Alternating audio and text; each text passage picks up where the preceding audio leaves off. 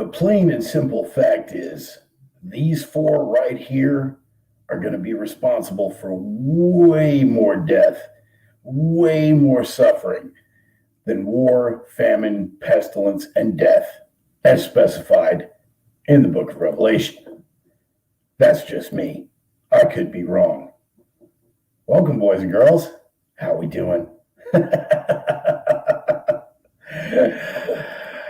The opinions expressed by the Reverend are his own and no one else's on the planet. They are guaranteed thought crime in all jurisdictions. They are coming from the heart. They are guided by the mind. They are guaranteed to kick your ass. Get ready to choke on that collective truth cock, boys and girls.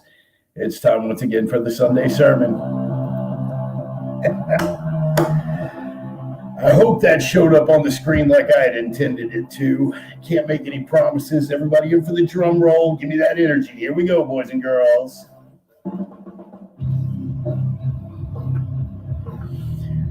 Little Red Desert to kick it off as usual. Always nice to get underway on a Sunday. This is my therapy, boys and girls, and I'm happy that you guys are all a part of it. Love you all, man. Love you all. Texas is where the cool kids live. Guaranteed right, Roman. Guaranteed right. I got Chris on board. I got Ryan. I got Emmy. I got Carrie. I got Roman. I got Joel. Wayne Sharp.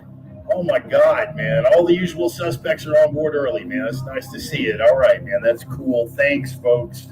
You guys honor me. You honor me. You flatter me. And you have endeared yourself to me on a very deep level. Thank you very much for being a part of it. Got some good stuff to get into today.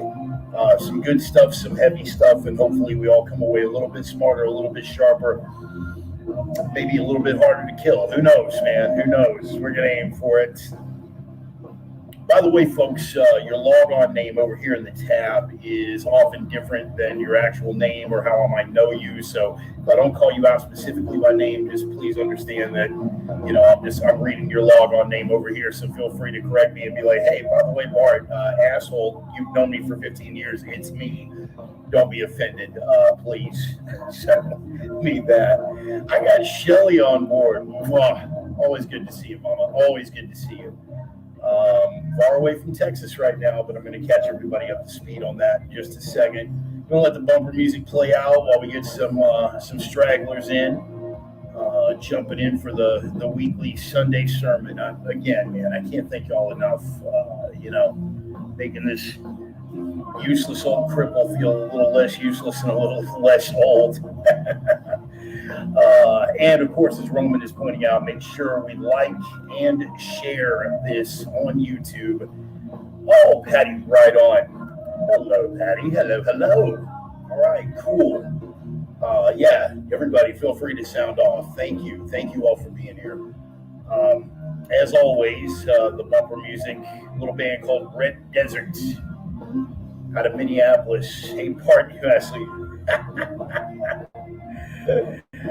Oh my God. There's always one in there. I got you, Ryan. We're gonna get to all that good stuff. The bumper music, as always, Red Desert, a little band from Minneapolis, Minnesota. The remains of the city of Minneapolis, Minnesota. Hopefully all the guys from Red Desert got well the fuck out of there before it went up in flames the first time. What a drag it is that we have to specify that one of the coolest cities in the United States might be going up in flames again, to the point that we have to identify the first time it went up in flames as the first time. That's kind of a drag, and I definitely could live without that, as could we all, I would imagine. So anyway, there we are. Playing around with some different features today. Open it up a different way. I hope you guys enjoyed that little graphic at the beginning. Speaking of graphics, and speaking of the question that Ryan asked, I will let me break this down. I'm still learning my way around StreamYard, by the way. For those of you guys that were here last week, hell of a journey up here. Car disintegrated halfway here, still in the rental, figuring that out, sorting that out. If anybody wants to drop a little collection plate to tide me by until that first paycheck this Friday. That'd be great. But I did make it up here, and I am in the great state of Iowa, up here in corn country, working on a construction site. They are building a data center for a company whose name I'm not going to mention, and I am working for a company whose name I'm not going to mention. In the interest of, dox culture and things like that, because there's always somebody out there looking to out your ass, for feeling the same way about things that they do. But in answer to Ryan's question, and I want to address that very, very quickly, because Ryan is the guy that set this, as you guys know, he is the guy that set this whole fucking thing in motion. And first pick in the field at the new job site. I'm going to put it up on the screen for you right now. You guys give me a thumbs up if it shows up. Let me know if it's coming through. These features are working. But that right there is my first pick here in the field on this new job site. That is a roof structure for the buildings to lift big ass chunk of fixture on those 4 posts. It went off with the there we go. So yep, click on, click off. Okay, so it's off. Did everybody see? That's what I'm doing up here now. That's and it's going well. It's going well. I want to thank buddy Giovanni. I don't know if he made it out for the sermon today, but if you're here with the viewing audience, so yeah, that's what's going on a personal level with the mission. I'm breaking up. Oh, don't say that. Don't say that. Please don't say that. Please don't say that. Oh my goodness. Okay, y'all keep me posted on that. Y'all posted on that. Nice spread on all. Good job. Thank you, Ryan.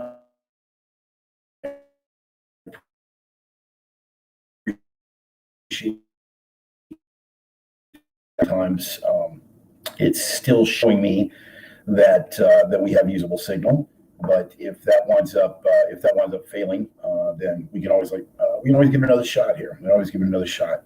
It always seems that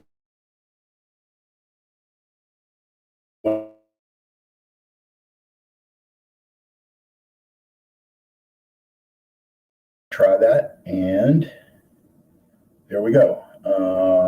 Anybody want to give me some commentary? Let me know how this thing is flowing. Again, we are working with the Wi-Fi as best we can. Somebody drop me a comment. Anyone, please let me know that we're still here. I hate to roll forward with it. Horrible breakup. Okay, let's try this again. Let's try this again.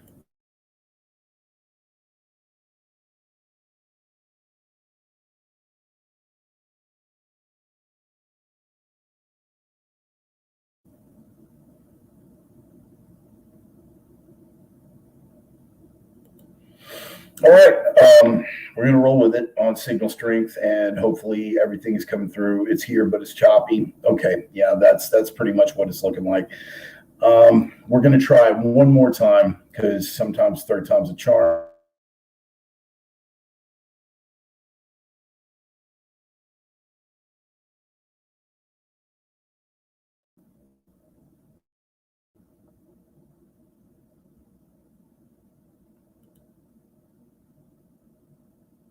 All right, so we're logged in with that Wi-Fi signal, and that's about as good as it's going to get. So we're going to roll with it. Let me know if it's chopping. Sort of keep me posted on things. All I have to go on is the meter that I have on my screen, and it's telling me that we've got it under control. Choppy as fuck. God damn it. All right. Seems to be better now, here, but choppy, better now. Blah, blah, blah, horrible breakup. There we go. All right. Now it's telling me we're good. Are we settled? Are we settled? Because I want to get into the meat of this thing, man, but I can't, again, this is the perils of living on the road. We're sort of beholden to whatever Wi-Fi signal we have at whatever extended stay place that I'm residing in at the time. So thanks for noticing the change of surroundings. I think we should have it pretty smooth right now, at least according to the meter that I have on board. So one more slug of liquid enthusiasm. What do you say we get into this? Okay. Been a hell of a week on a personal front. It's been very positive. You folks have often heard me say that the world can be as fucked up as it ever is or needs to be on a given day, but your world only has to be as fucked up as you allow it to be. Through the grace of the gods and some good friends, some events happened at the start of last week that could have been catastrophic. But because of the choice, the choices that I've made and the people that I surround myself with, and the choice that I made to be resolute and not to give in to circumstances, my world only had to be this fucked up instead of a total catastrophe. And under the circumstances, I'll take that. So that's where we are. The world, on the other hand, the world. We don't do black pills around here. We don't black pill. All right. We stay strong and resolute in spite of whatever the rest of the world is fucking doing. This week, what the rest of the world is doing is not the most positive thing in the world. It's pretty hectic. I want to drop in before we get into the meat of any of this, because we're coming up on a date of major significance on a lot of levels. And we're going to discuss all of those levels today, all of them. But I want to lead with people don't look at me and think poetry. Little do they know that not only was I a published poet, but I was a spoken word performer that toured with Lollapalooza in 1994 and has performed all over the country. But we're not going to get into that right now. I'm also a fan of great poetry. I'm a fan of the work of true wordsmiths. The ability to convey an idea with the spoken word is a powerful, powerful thing. And I'm going to open today with a reading from one of my favorite pieces from Yeats called The Second Coming. Turning and turning in the widening gyre, the falcon cannot hear the falconer. Things fall apart. The center cannot hold. Mere anarchy is loosed upon the world. The blood-dimmed tide is loosed, and everywhere the ceremony of innocence is drowned.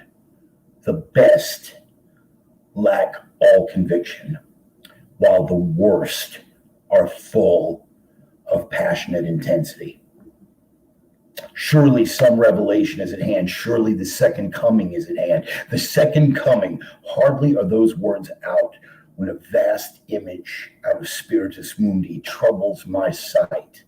A waste of desert sand, a shape with lion body and the head of a man, a gaze blank and pitiless as the sun, is moving its slow thighs, while all about it wide shadows of the indignant desert birds. The darkness drops again, but now I know that 20 centuries of stony sleep were vexed to nightmare by a rocking cradle. And what rough beast, its hour come round at last, slouches toward Bethlehem to be born. That, my friends, is the work of a wordsmith.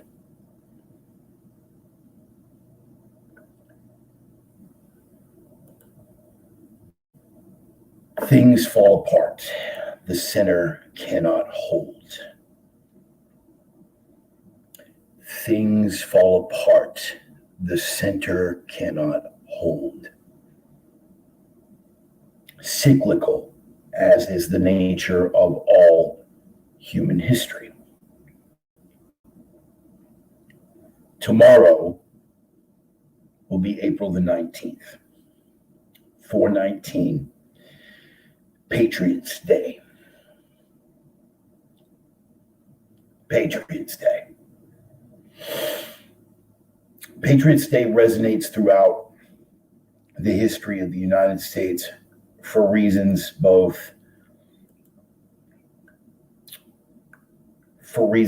uplifting and tragic. But it is a date of considerable significance and needs to be recognized. I try to take something, I won't this year, obviously, because I'm in Zuckerberg State Penitentiary. I won't be giving it the usual send up on Facebook. I will have Mo post something. Big shout out to my boy Moses Baxter. Thank you, Moses. I appreciate you holding it down for me. I know you hate the fucking spotlight, but you always come through in the clutch when I go to Facebook jail and you hold it down for me. And as it turns out, looks like Moses is getting a little bit of his own following. So maybe we'll find that ego that has been previously absent and get him to stick around after this thing is over with. But anyway, yeah, I won't be giving it the usual send up that I normally do every single year to commemorate the occasion. But what is the significance of 4/19? I'd like to point out three particular years of significance for April the 19th. The first, we're going to go all the way back to 1775. 1775, April the 19th.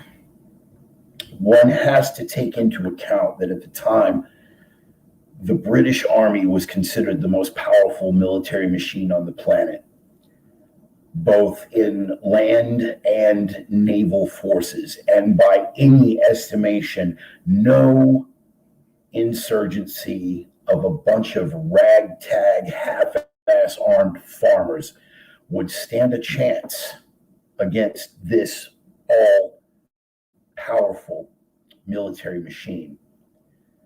And on April the 19th of 1775, the British dispatched 700 soldiers to Lexington and Concord in Massachusetts. 700 soldiers. What were they sent there for? They were sent with specific orders to collect the colonists' military stores. They were there, you can find the document online. They were dispatched with the orders to seize all arms, all powder, all shot, all cannon. We'll avoid the Second Amendment argument because that's an argument for another day, but most artillery pieces fielded by the colonial militia were privately owned. That's right, boys and girls. They're telling you to your face right now that the founding fathers would have had a problem with you owning a repeating rifle. Those same founding fathers did not have a problem with private citizens and farmers owning their own cannons. But again, that's a discussion for another day. 700 soldiers were dispatched to Lexington and Concord. They arrived April the 19th, 1775. They didn't have much in the way of communications. This was, over a century before radio. They communicated largely by word of mouth. Paul Revere and his famous ride. They hung a lantern in the steeple of the Christ Church. See, even then, religious and spiritual organizations were a tightly knit and important part of the larger community, and very adamant about the pursuit of liberty. They hung one lantern. Why? One if by land, two if by sea. And the advanced scouts had picked up that the British would be arriving by land. So the lantern went up, and the message went to Paul Revere, who rode through the countryside in the middle of the freaking night. To arms, to arms. The British are coming. The British are coming. And he roused the colonists from their bed, and they met them on Lexington Green Common, on the common at Lexington Green, more to the point. 700 soldiers of what, at the time, was the most powerful military machine on the planet, bar none, were met by 70 farmers, blacksmiths, townspeople, Minutemen. Minutemen, so named because the colonists had an ethic where they were ready to fight at a minute's notice. They had their muskets and their powder and their shot on standby, ready to rock and roll. You got to fight? Here we are. These 700 British soldiers looked across the common at Lexington Green, and it had to have seemed laughable to people who were rigorously trained in the ways of European land warfare. It had to have seemed laughable that such a small group was there to resist such a large force of troops.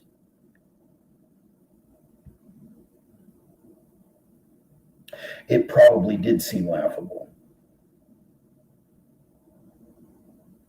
But the impact that it had on the troops that gathered there, particularly on their commanding officer, was such that they would hesitate. They took a look at it, and this was the first time that the colonists en masse had taken to a public forum to say, no, we will resist. You may take our lives, but you're going to have to.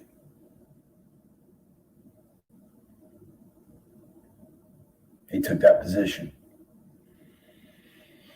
And because they had the strength and because they had the temerity to take that stand, the British commanding officer hesitated. He did not give the order to fire initially.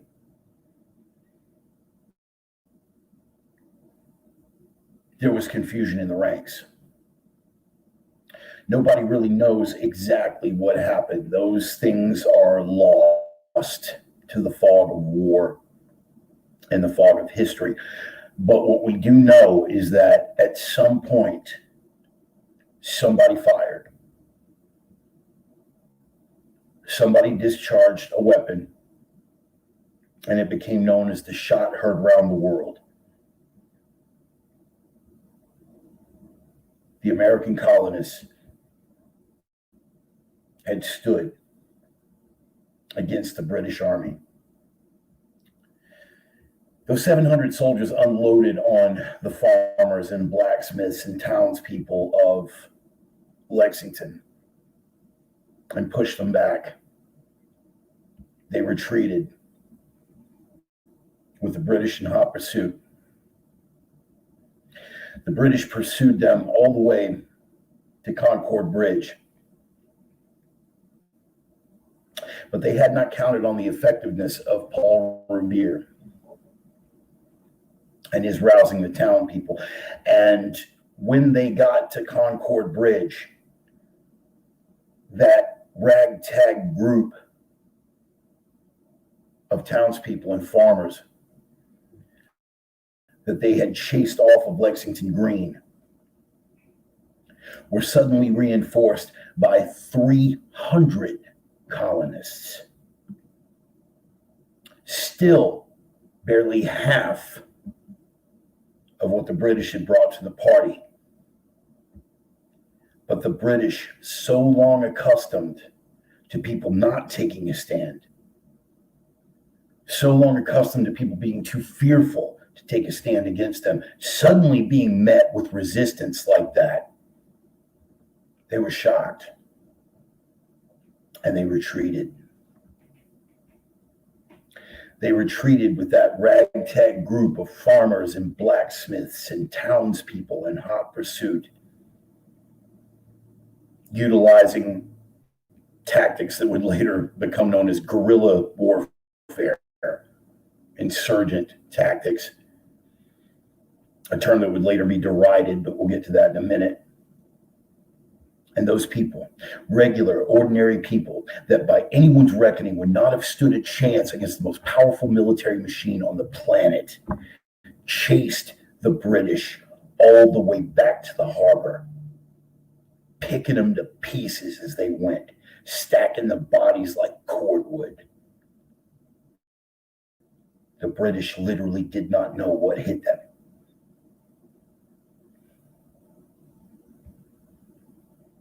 And because a small group of ordinary people took up arms and showed the strength and the will to resist,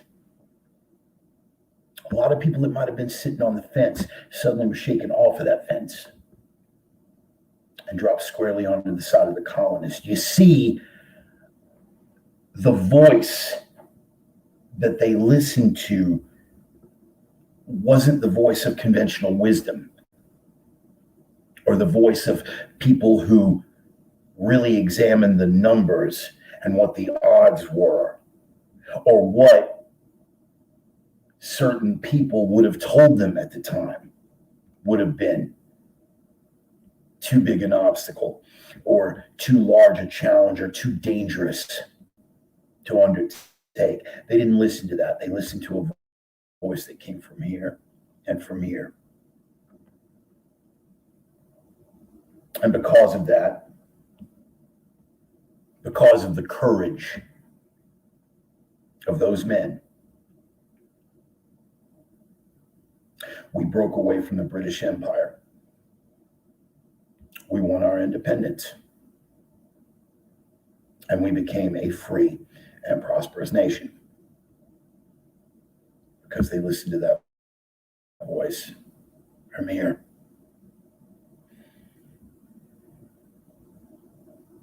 That was April the 19th of 1775. Fast forward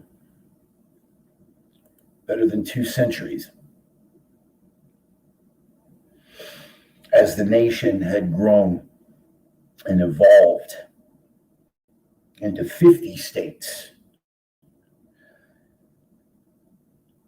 and one of its southernmost states, a little place called Texas, in a little town called Waco,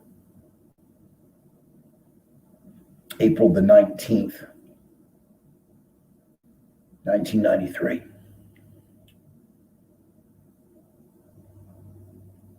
One of the freedoms that those people at Lexington and Concord set out to earn for posterity, set out to earn, to pass on to future generations, was the freedom of religion, the right to worship as one saw fit.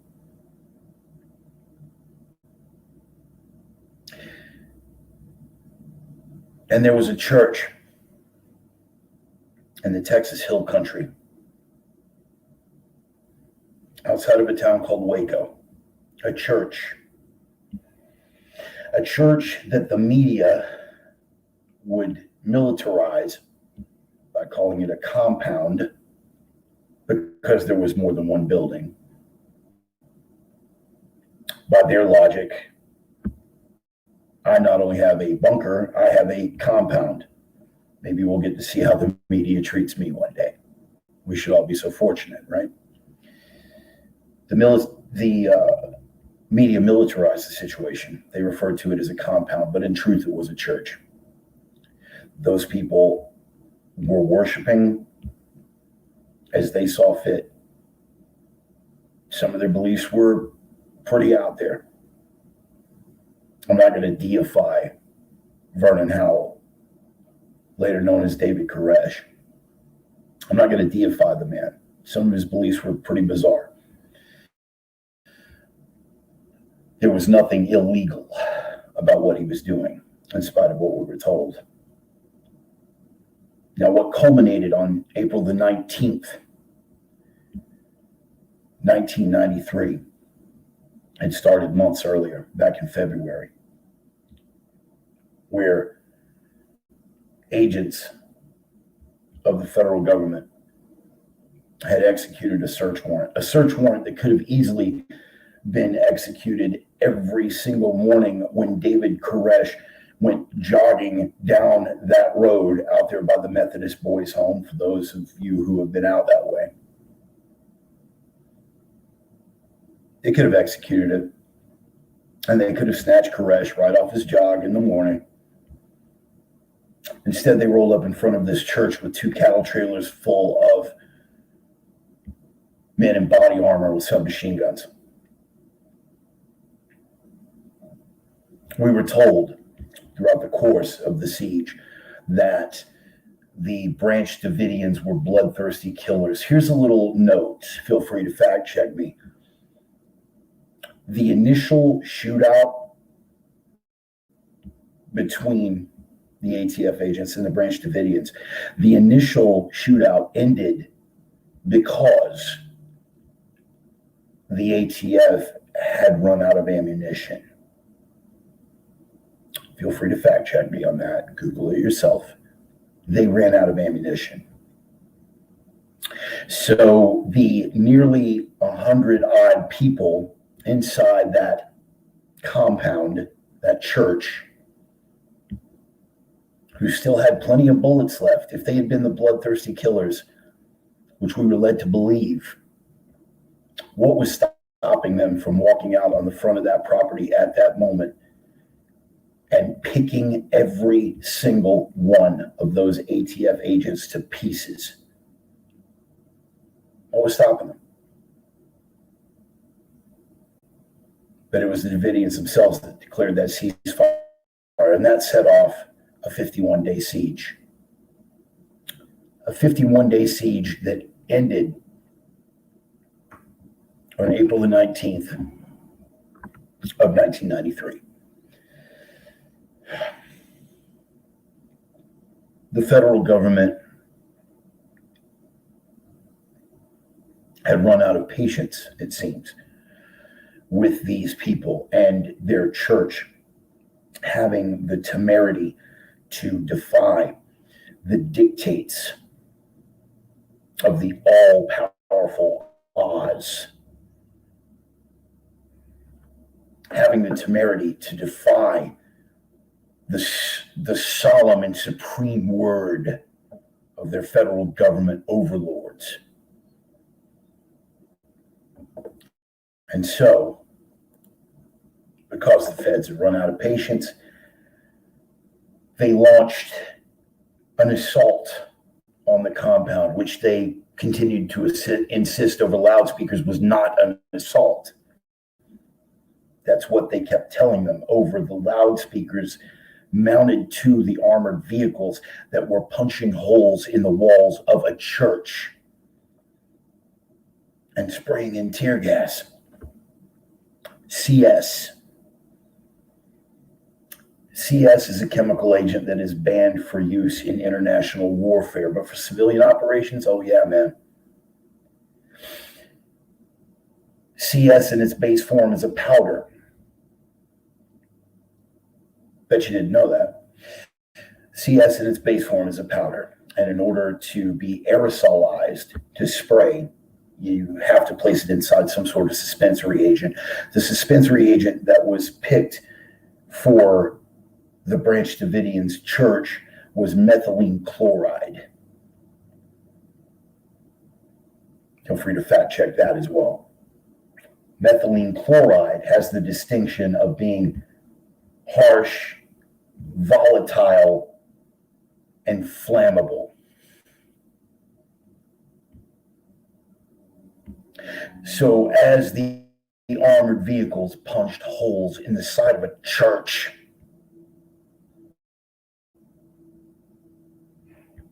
where almost 90 American citizens, women and children included, were holed up, the speakers blared in some cruel irony. This is not an assault. This is not an assault. As the armored vehicles punched holes in the church and pumped in cubic foot after cubic foot after cubic foot of CS suspended in methylene chloride. And at some point in this non-assault,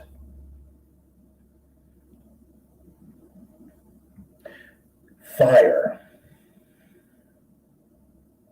broke out in the building, in the church. And the best estimate is that in the course of those flames, 88 people, including 19 children, lost their lives in one of the most horrible ways the human mind can conceive of. Burned alive, suffocated, crushed by a building collapsing around them, or any combination of the above. In this same country that on April the 19th of 1775 had earned its independence from a tyrannical power, our allegedly representative government acted as a tyrannical power. April the 19th of 1993, and murdered. I'll say it again for those keeping track at home. Murdered 88 men, women, and children.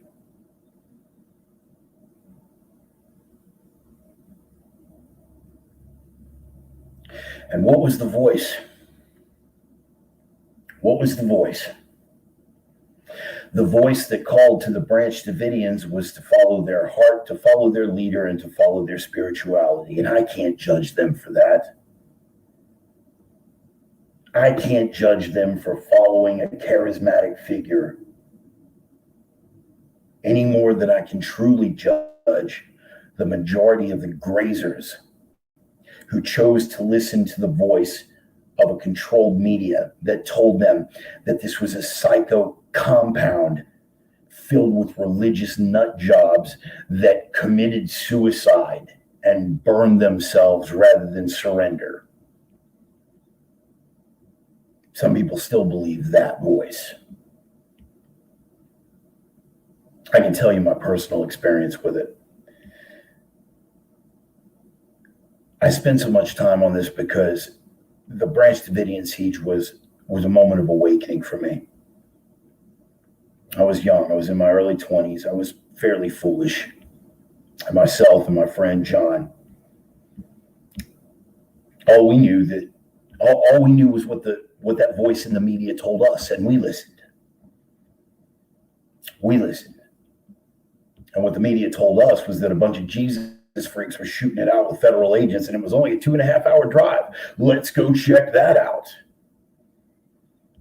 I got up there and it was terrifying. I've posted the blog entry that I wrote about that. I've posted it.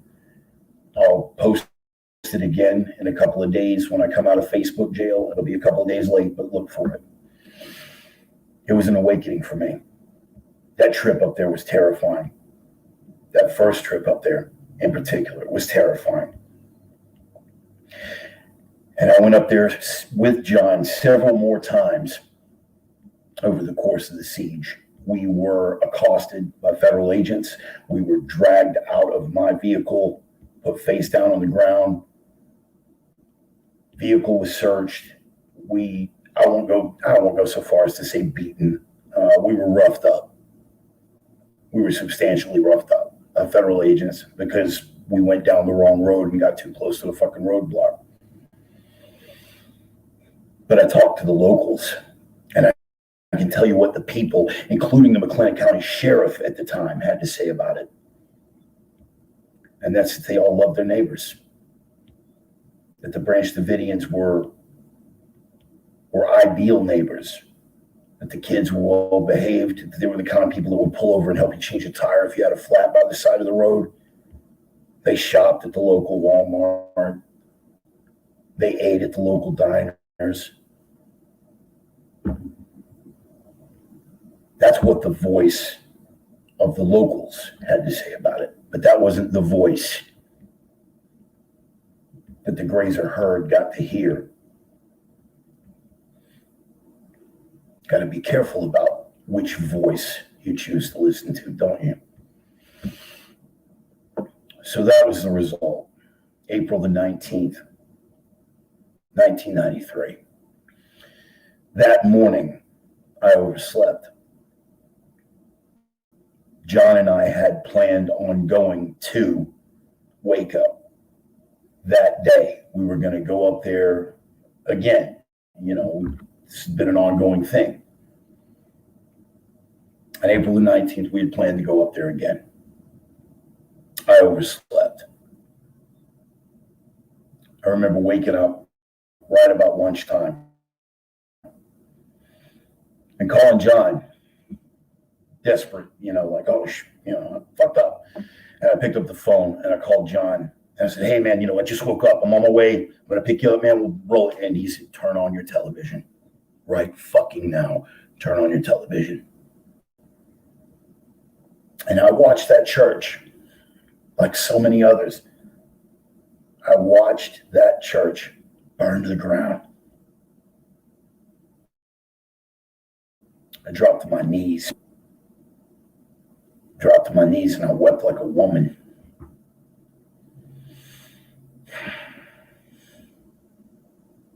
Like I said, it was an awakening for me, all of it, and it made me dig deeper because I knew that the voices that I had listened to weren't telling me the whole story.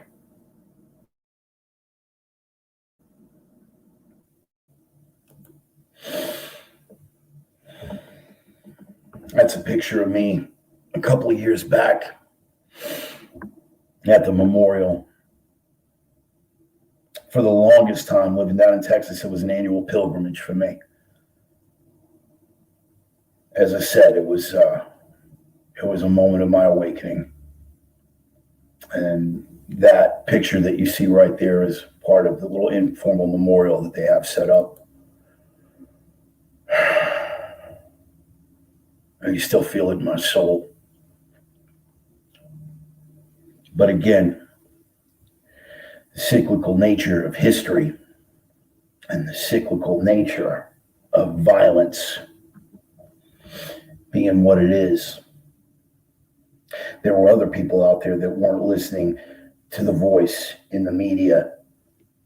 There were other people out there that were listening to voices outside the mainstream. And the voices that they heard were giving them a different picture. And then they listened to their own voice and decided that they were going to take it upon themselves to exact a price, to exact a vengeance. And so 2 years later, on April the 19th, 1995, again,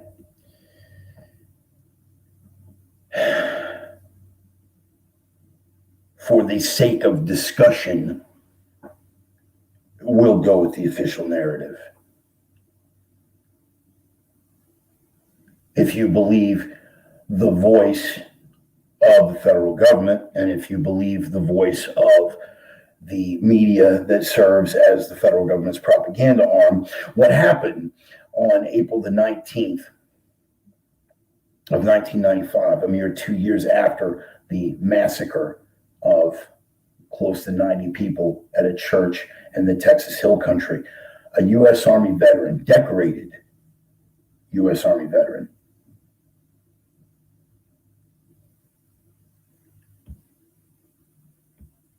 Timothy McVeigh,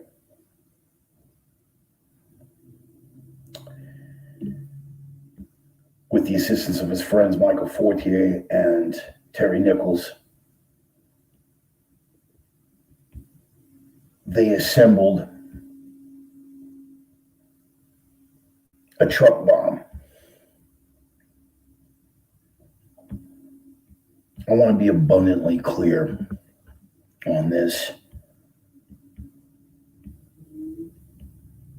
Murder is murder.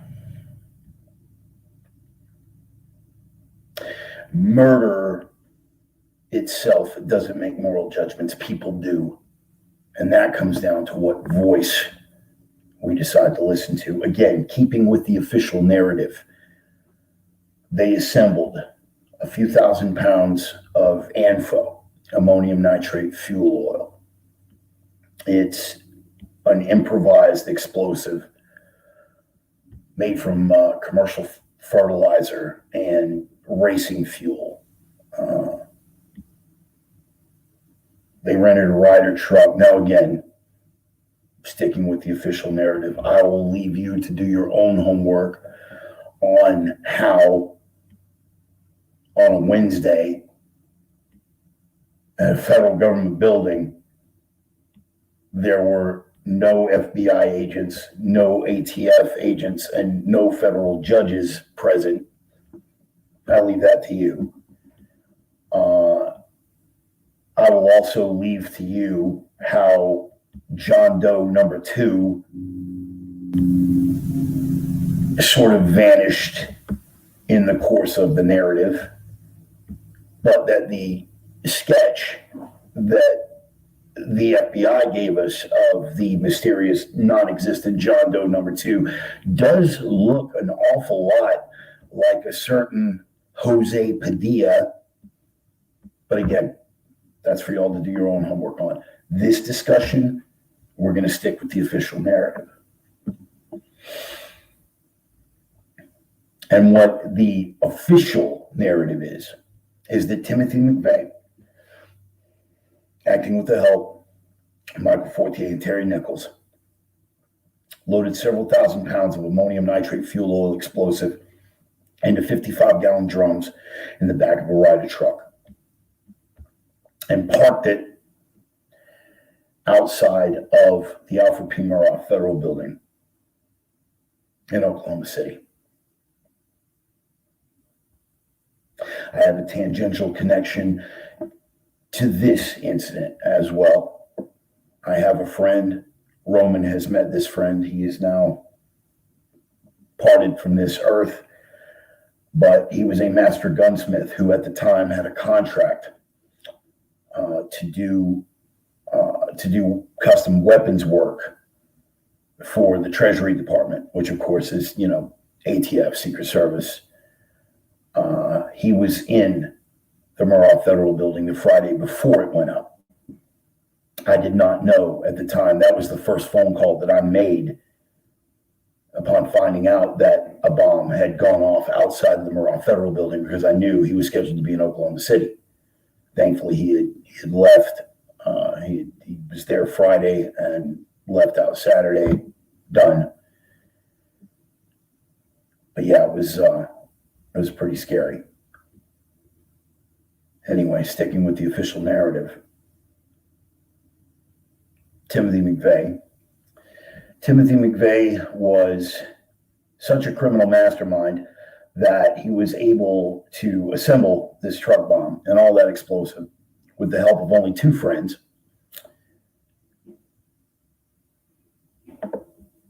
leaving no trace until it was too late.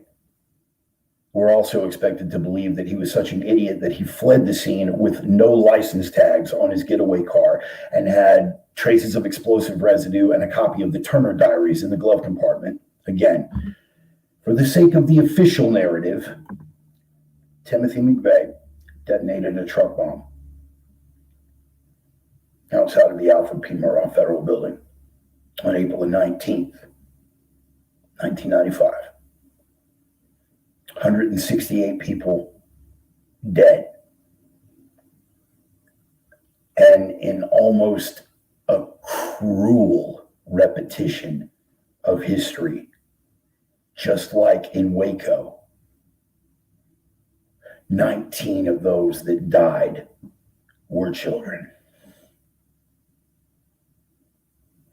I want to be abundantly clear. Murder is murder.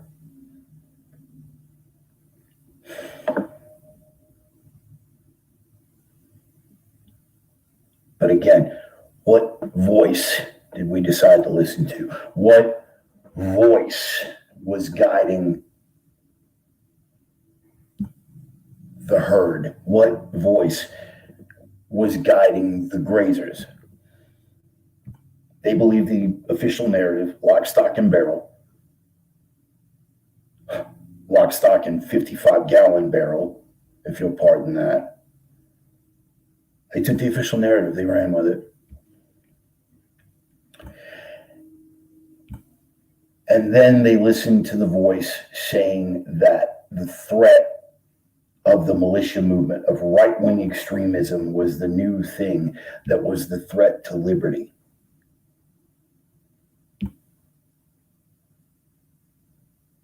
That was the belief. Some people still believe that.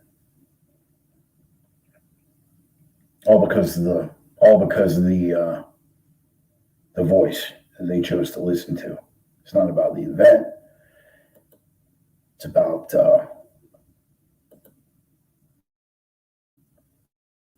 whoever's telling you the event that happened.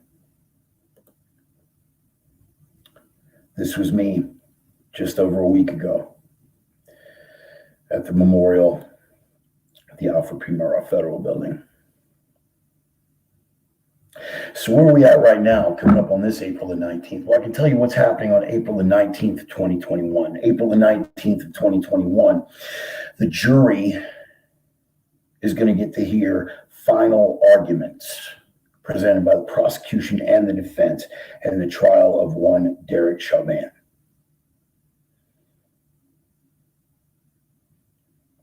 I won't rehash what's gone before this. You know how I feel about it. And you know that I've been honest from the beginning in every evolution of thought that I've had on this. In the very beginning, I listened to the wrong voices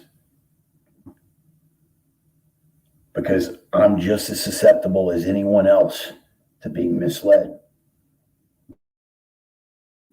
In sermons, I refer to Derek Chauvin as a murderer.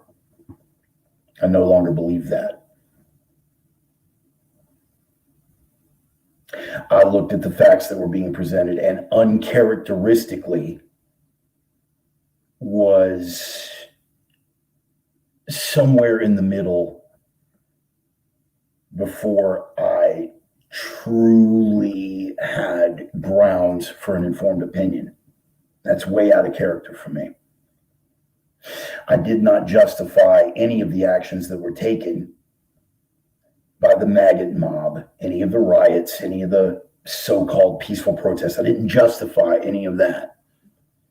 But I did initially think, based on the video that I had looked at, that Derek Chauvin was a murderer. And then I dug deeper. Why? Because the voices that I was hearing were telling me, you don't have the whole story. So I dug deeper and I found out more details. And then the body cam footage came out. And that was another voice that I had to listen to, instead of being steered by a media narrative.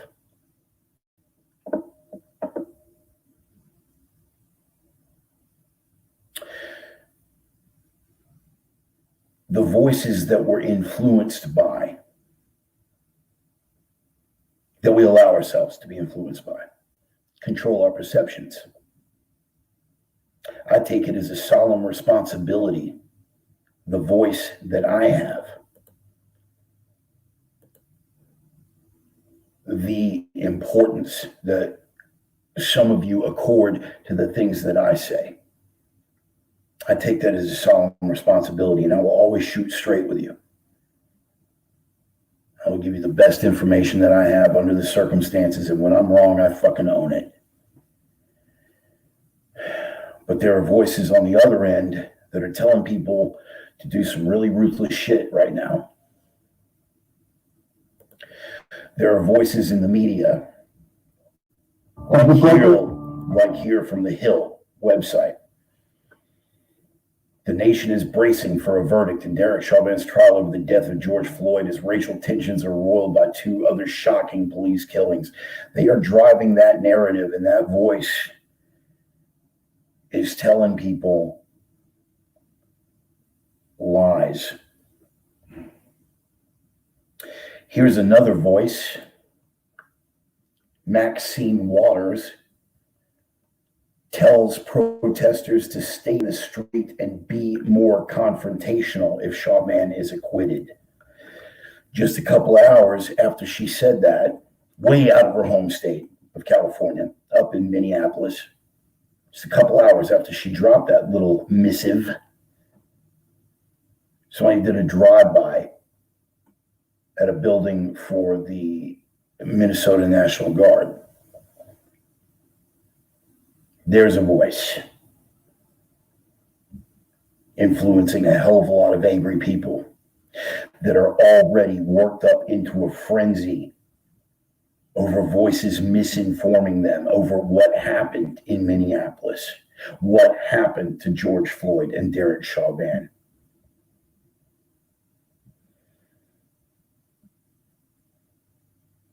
And these voices, which have controlled the narrative,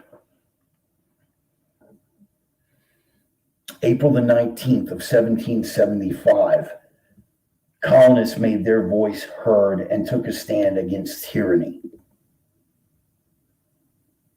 giving us, ironically, the opportunity to exercise our own voices through freedom of speech and freedom of the press. But now, in a cruel twist of historical irony, the press is controlled by the same, I'll say it, tyrannical forces that seek to control not only the narrative, but the actions.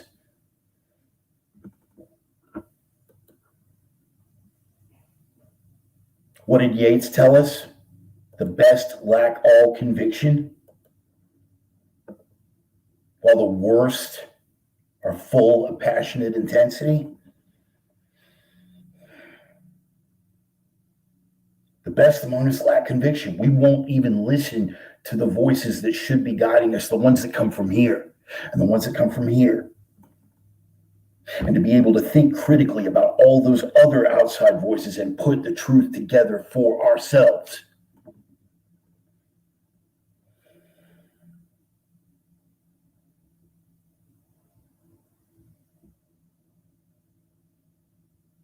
It was voices that drove the narrative after April the 19th of 93,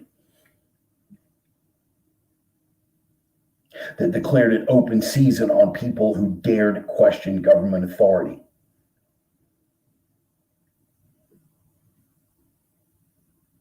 Now, some of those same government authorities are guiding people who laughably think of themselves as the resistance and pushing them to more and more violence, the kind of violence that bad voices worked on Timothy McVeigh, again, if we believe the official narrative.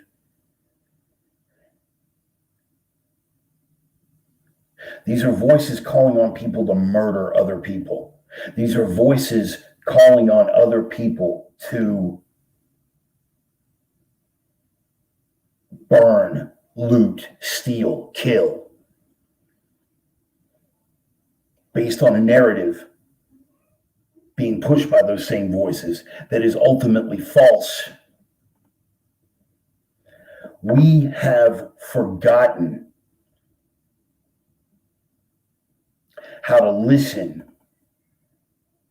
to the most important voice of all, and that's the one that speaks to us from here and here. You've heard me say it a million times. I'm not your fucking guru.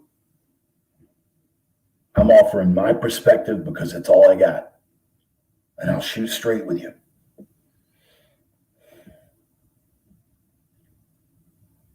Tomorrow, the voices that are going to be heard in Minneapolis are the prosecution and the defense giving their closing arguments. And once again, in this weird sense of humor that history seems to have, it's falling on April the 19th.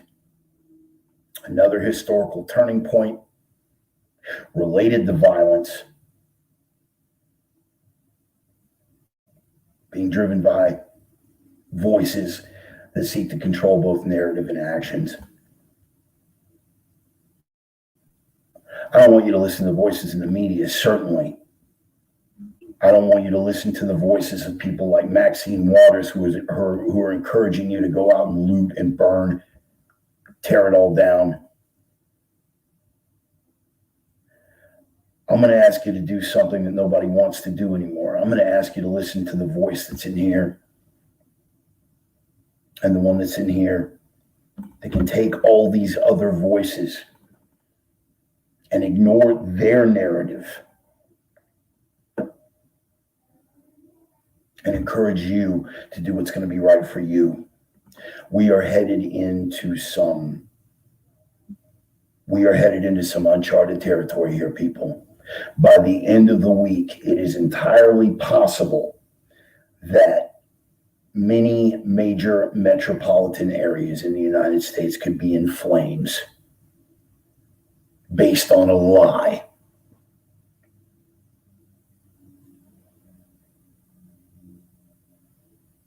How you choose to react to that, I leave to you.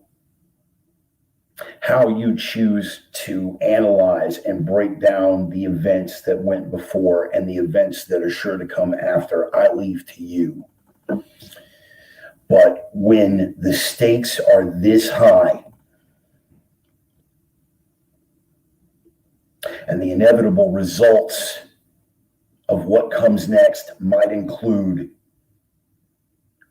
arson, rape, robbery, murder, I submit to you that you should be very, very careful which voices you choose to heed.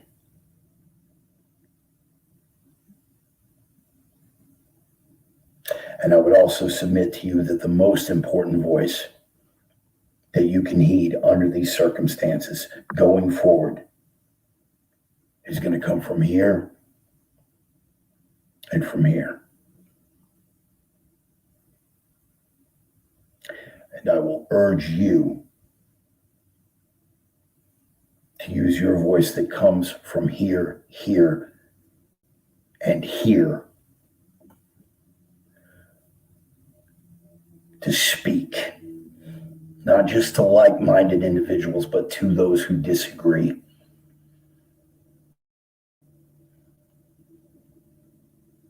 Because the only alternative to keeping a dialogue, as you heard me say so many times, I'm down for the fight or I'm down for the conversation. Just let me know which I am showing up for so I'm dressed appropriately. Use that voice and use it with the sense of the solemn responsibility that it is. Let your voice be one speaking truth, not to drive a narrative, not to provoke actions in others, not to control others' perceptions or thoughts, but to speak the truth in the hopes that you can improve someone else's patterns of critical thought, and in the hopes that by dialogue we can avoid this repetitive cycle of hate, violence, and murder being driven because people listened to the wrong fucking voice. I am the Reverend. That is the gospel. I'm a little over time. Sorry, I get a little long-winded on things like this. How about Frederick Douglass and Henry David Thoreau? Ryan, I love you, man. I love you. Roy, it's too far gone. Maybe. That's possible. I'm not going to rule it out. But again, we're not going to get black-pilled about it. If it is too far gone, we're not going to let it beat us down. We're going to go with that old Viking proverb. Ragnar Redbeard, come on. We already know. I know Ryan knows. Laughing, let us perish. Amid laughter, let us face our doom. So if it is too late, we're not going to let it crush us. We're going to use it as a strength to roll forward. That's what we're going to do. If any of these things that I dropped on you today spoke to you in any way, or if it was new information that you never heard before, or if I set you down an internet rabbit hole, or if you just appreciate it, or maybe if you just really rather I shut up, you can send that to me with a memo. But I'm going to pass around that little digital collection plate. You guys can drop me $1 or $2 here on I'm on Cash App, Venmo, PayPal, Facebook Pay, all the stuff. You guys can drop it to me if you feel like it. But if not, here's some other things you can do for me that would really help out. One is to spread the word. Use that voice like we were talking about. Tell like-minded individuals about the program. Let them know that there is a fat old cripple that rants and raves for an hour every Sunday and tries to make the world a better place, one rant at a time. Maybe you'll dig it. And let them know about the program. Make sure to like and share this video too. It moves me up in the algorithm, whatever the fucking algorithm is.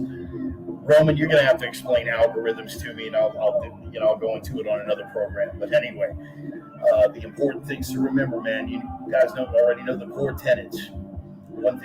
Things you got to strive for. Be the signal, not the noise. Be the light in the darkness, and be that strength. In a world full of weakness, I am the Reverend. That is the gospel. I appreciate you guys being here. It's cheaper than therapy. Careful about all those voices, man. You guys are going to hear a lot of voices telling you a lot of different things, and most of it next week is going to be bullshit. Get past that narrative. Be careful about the voices you listen to. And I don't exempt myself. If I'm wrong, you got to let me know, and I will own it. But there are going to be a lot of people looking to do some damage next week, man. A lot of very unsavory individuals, a lot of predatory miscreants out there looking to burn shit, looking to hurt people. So, lock and load, boys and girls. Stay the fuck out of major cities if you can. Avoid it if you can. And if you can't, you guys already know. You guys already know what to do. If you're going to go down chucking. In the meantime, stay strong. We're going to get through this, y'all. We're going to get through this. I firmly believe that in my heart of hearts. I love y'all. Once again, appreciate y'all being here. I'm the Reverend. That is the gospel. We'll see you next Sunday. Peace. Thanks, guys.